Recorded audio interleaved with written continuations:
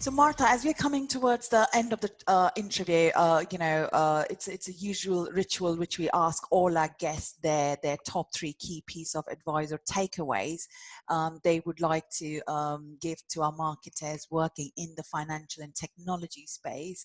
So what are your pearls of wisdom going to be for our viewers and listeners? Okay, that's a tricky one. Let's go for it. I think, first of all, my first piece of advice would be go for it. Very generally, but very true. Apply for the role. Put yourself forward for that project, even if you think you're not ready. If you've been putting in the work, if you think you like it, go for it. I think more often than not, it can make like a very interesting candidate if you can really stand out among others. I think my second piece of advice would be to network. I think networking is super important, and I mean within the company, and I don't mean try to find another job by networking. I mean within your company, make sure to network, make sure to know your audience, to know your stakeholders.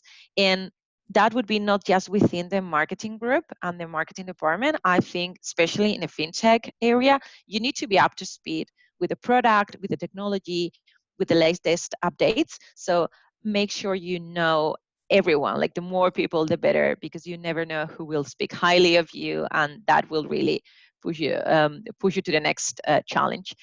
And I think my last piece of advice could possibly be, and pretty much related to the previous two, to ditch the imposter syndrome and go for it. I think if there is lack of representation in your workplace, it doesn't mean that you cannot make it. You can still make it.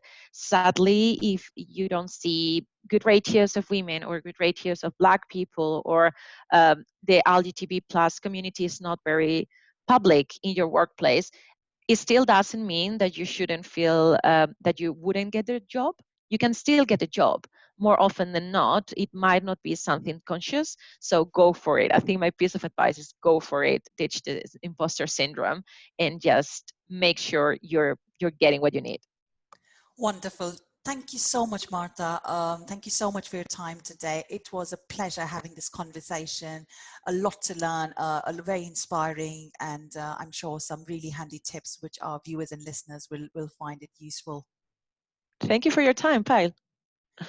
Great. So thank you everyone for joining us for this interview today. As always, please log on to www.fintechb2bmarketing.com to stay tuned with latest market insights that's relevant for you, for all our lovely fintech marketers out there. Until we meet with our next guest. Thank you.